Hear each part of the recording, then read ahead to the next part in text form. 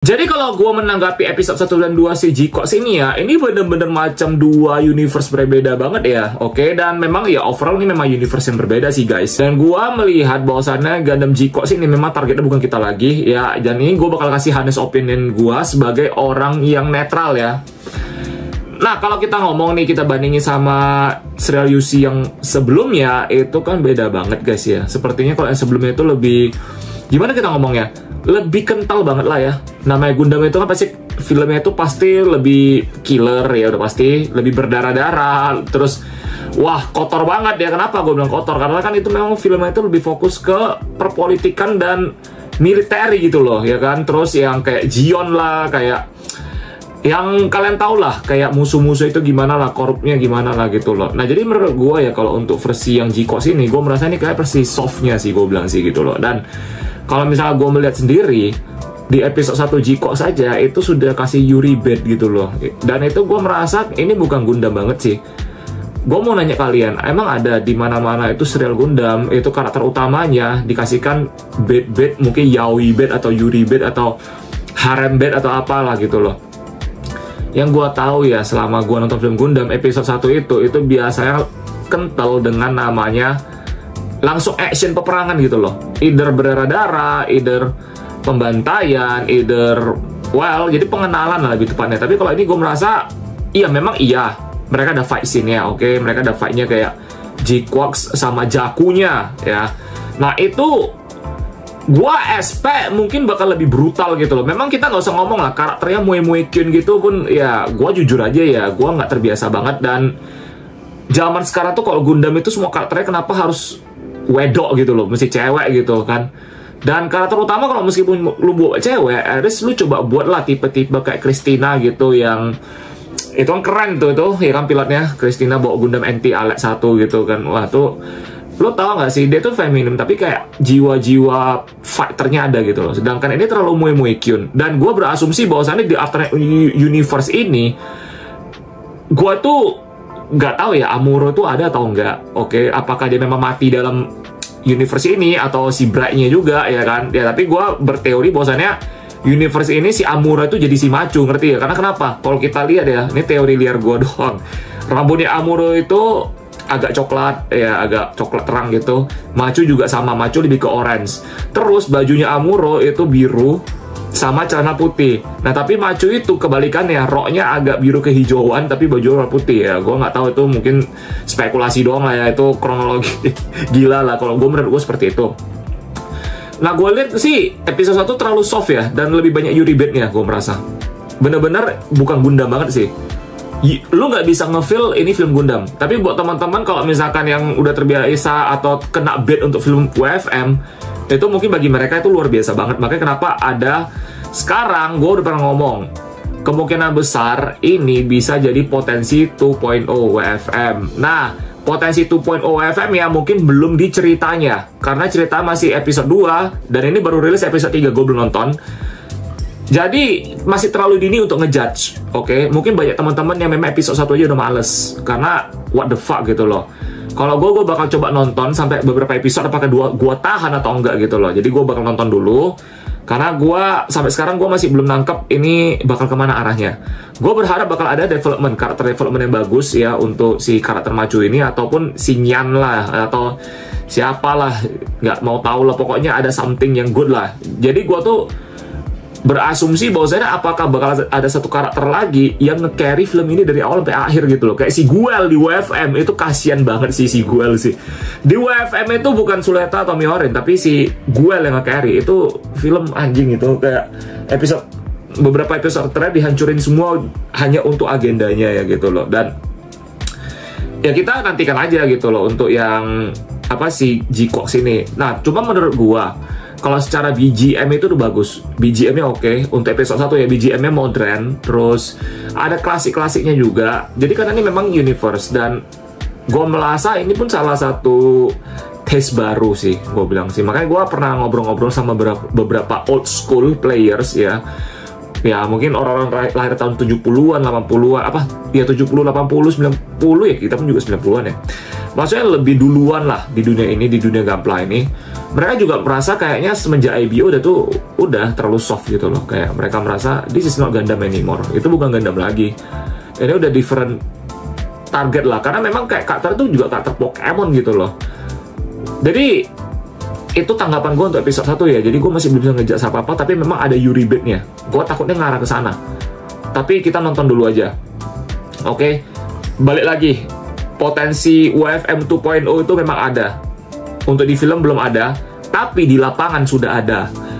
Ya, di lapangan sudah ada, di mana fanbase yang udah mulai nyerang orang-orang yang UC, yang doyan UC juga gitu loh. Dan this is fucking sucks, man. Oke, dan juga harga-harga udah mulai digoreng gila-gilaan. Untuk GCOS bisa sampai 1,6, 1,4 gitu loh.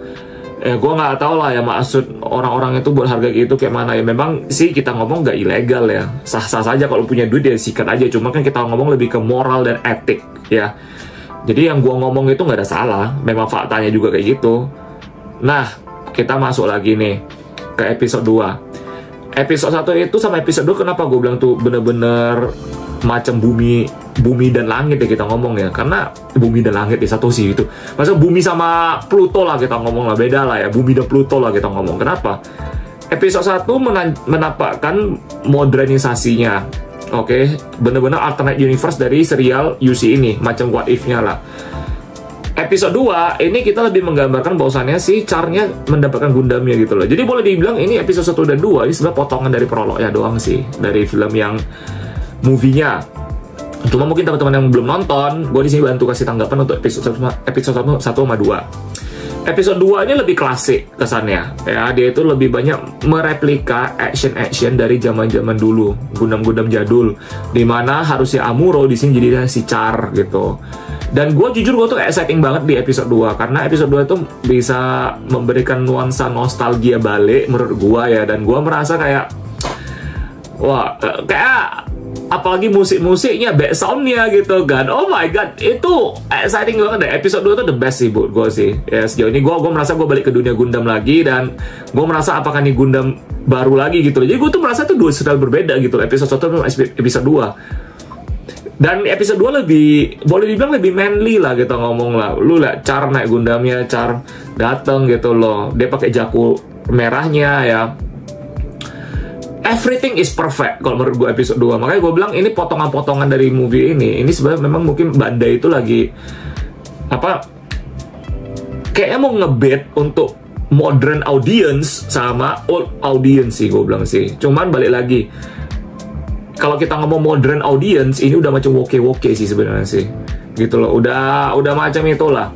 Jadi kalau misalnya menurut gue sih gue berharap banget serial ini nggak dihancurin sih, seperti WFM sih. WFM itu sebenarnya udah bagus di awal, tapi dihancurin di akhir. Gue nggak mau ini terjadi juga sih, karena gue bakal merasa anjing. Jadi dari sana orang jadi udah trauma nonton, udah males nonton lagi gitu loh. Karena memang Gundam itu boleh dibilang Gundam itu udah berakhir eranya ketika sampai IBO aja. Seterusnya udah nggak ada lagi gitu. It's all over gitu loh. Nah kalau misalnya kita ngomong lagi nih ya, untuk episode 2-nya itu kan udah lebih klasik ya. Nah itu udahlah, kalau episode 2 gue ada komen apa-apa lah. Episode 2 tuh udah bagus lah, gue merasa seperti itu. Nah masuk episode 3 gue nggak tahu, gue belum nonton. Nanti gue bakal nonton, gue bakal bikin satu konten lagi khusus untuk episode 3, tanggapan gue gimana. Nah kesimpulannya itu adalah untuk episode 1 dan 2, gue merasa ini bener-bener mereka tuh ngebet untuk dua audience, modern audience. Gue bakal menjulukinya modern audience karena memang mereka tuh targetnya tuh bukan kita lagi. Mereka tuh kayak memang lebih fokus ke audience ya. Iya, gue mau bilang mereka tuh western pride sih sebenarnya sih kalau kita ngomong ya. Karena gue dulu tinggal di Jepang juga.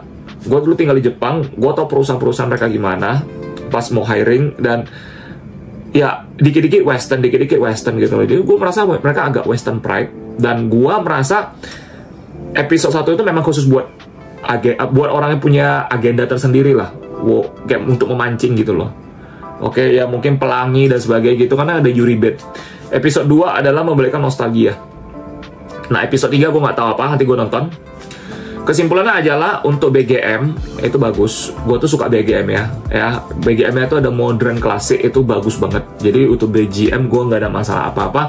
Untuk action terlalu lemah, nggak se-bloody film Gundam pada umumnya ya. Terlalu weak, gue merasa kayak nggak ada impact-nya sama sekali. Terlalu family friendly, mau dibilang family friendly juga enggak, karena ada mengandung unsur di awalnya ada Yuri Bait ya, dan mau bilang family friendly juga enggak juga sih, kayaknya memang lebih ke modern audience lah kita ngomong. Dan kalau misalkan kita ngomong lagi nih, apa ya kayak gini lah kalau nggak di-cut ya, jadi lupa.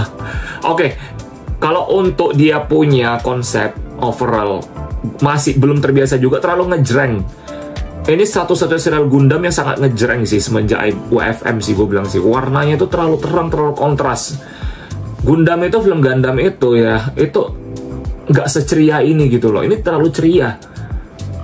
Makanya gue bilang ini bukan target kita lagi. Dan gue bersyukur ya, ini bukan di main timeline UC. Jadi keep in mind guys, ini bukan seri utama UC. Jadi ini what if-nya.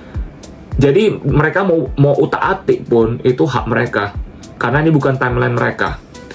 Jadi masih nggak bisa dipermasalahkan juga sih. Ada beberapa teman-teman juga merasa ini kayak penghinaan untuk timeline UC.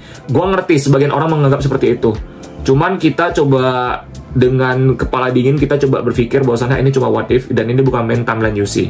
Kalaupun main timeline, ya baru kita roasting gitu loh. Dan gue merasa ini memang kalau gue jadi orang yang bener-bener udah ngikutin Gundam dari zaman jadul ya, zaman dulu ya, gue merasa ini insulting banget sih. Insulting as fuck. Penghinaan terhadap serial UC sih sebenarnya sih. Lo jadi, makanya banyak orang kecewa banget sebenarnya. Gue udah baca forum, baca di X bahkan. Di mana-mana gue lihat dan gue ngobrol sama orang-orang yang demen Gundam udah dari dulu. Mereka menganggap ini penghinaan sih sebenarnya sih. Dan modern audience ini ya, yang FOMO, kita ngomong untuk FOMO yang toxic ya, FOMO karbit lebih tepatnya, karena nggak semua FOMO kayak gitu, karena masih banyak FOMO yang benar-benar mereka tuh suka. Oke, jadi gue nggak mau mengeneralisir, karena kebanyakan orang selalu salah tangkap apa yang gue ngomong gitu loh. Orang kira gue tuh sama ratakan semua, enggak. Di tempat gue banyak orang FOMO dan mereka have fun aja kok sama gue, karena mereka ngerti yang gue maksud itu bukan mereka. Orang-orang toxic, orang-orang karbit, orang-orang yang cuman beli satu seri udah selesai gitu aja, kayak beli satu moket udah dan gorengan dihajar dan sebagainya, nggak tahu harga gitu loh. Jadi beda, FOMO tuh bisa banyak, bisa FOMO yang orang dari normis yang nggak tahu apa-apa, yang suka menghina hobi kita, mereka masuk ke hobi ini, terus mereka jadi seller mendadak seller, terus mereka jual harga tinggi-tinggi, mahal-mahal, goreng-goreng. Terus ada yang mungkin FOMO yang tiba-tiba mendadak review dan sebagainya, nggak tahu apa-apa tapi ngasal aja, ini nggak bagus dibilang bagus, ini sampah dibilang bagus. Jadi penyepong, kita ngomong penyepong barang ori, KW atau third party gitu loh. Jadi orang-orang FOMO ini memang rada-rada meresahkan ya, karena dia merusak ekosistem kita sih sebenarnya sih. Ya mungkin di hobi manapun ada lah. Oke, ini gue coba ngomong sebagai gampla hobis ya, karena kan gue hobi di sini gitu loh. Jadi gue bakal ngomong untuk hobi ini, tapi kalau gue mau ngomong general, semua hobi apapun ada, pasti ada kayak gituan. Jadi kita harus terbiasa dengan itu sih ya. Jadi teman-teman yang memang anggap UC ini kayak G-Cox nih,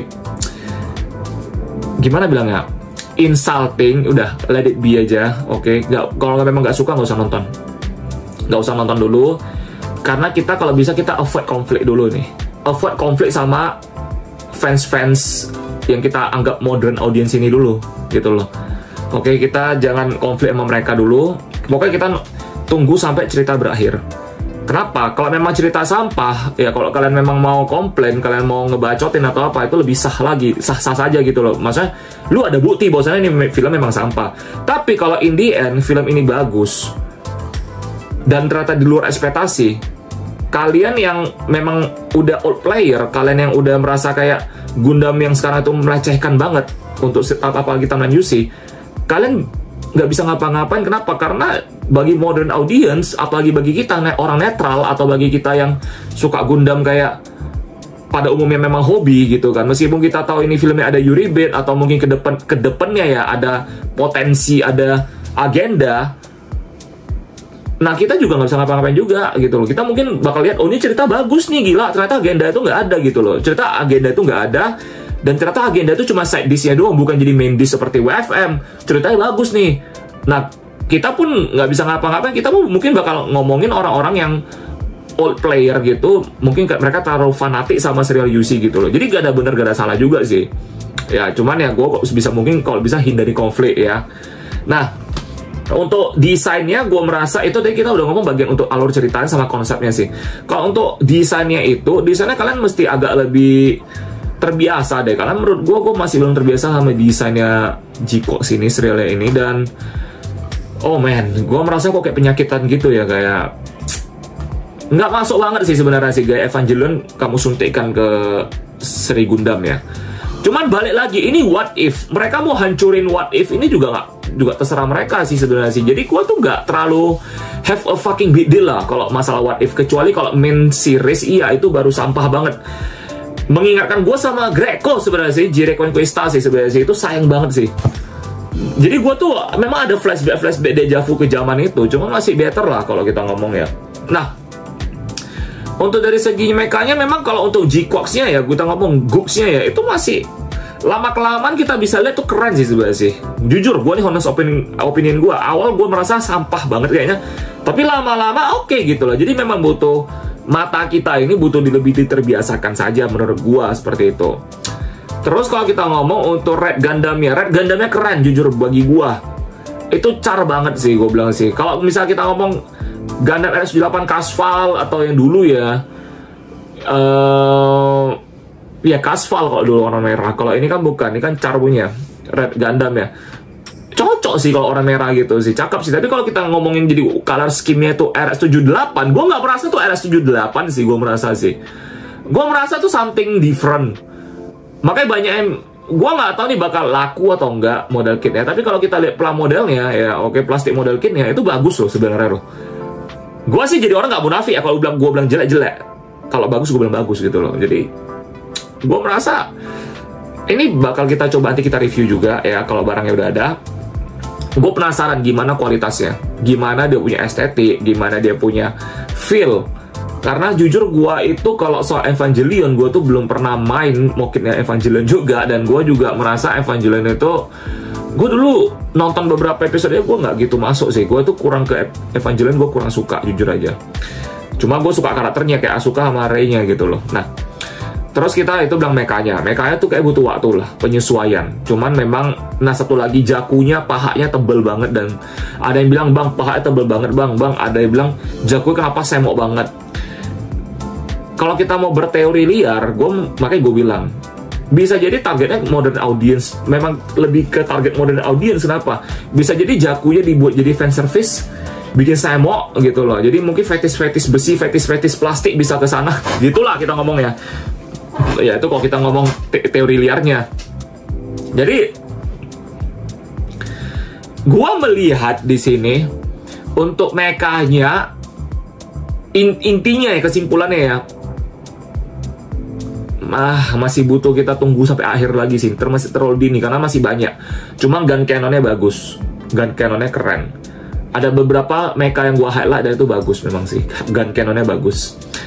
Oke, terus kita ngomong ke karakter. Karakter itu, nah kita ngomong ke karakter ya. Karakter gua nggak merasa ini karakter Gundam sih. Ini lebih ke karakter Pokemon sih. Karena desainernya kan sama yang bikin Pokemon gitu loh. Jadi, back again, ini what if. Jadi mereka mau hancurin ini what if juga mereka bisa gitu loh. Mereka mau masukin mungkin artis Dragon Ball atau apa, masukin ke dalam timeline ini juga bisa gitu, timeline UC what if ini gitu. Jadi bebas lah, mereka mau masukin mangaka hentai kayak apa, kayak mau masukin mangaka apa desainernya High School DxD deh atau apa kayak DxD ya, High School DxD yang film ecchi itu. Nah itu terserah mereka bisa gitu loh. Makanya balik lagi what if. Jadi please di benak kalian tuh mikir nih what if. Jadi mau sehancur apapun, sesampah apapun, anggap itu cuma hiburan, komedi aja udah, nggak usah terlalu bawa serius, oke?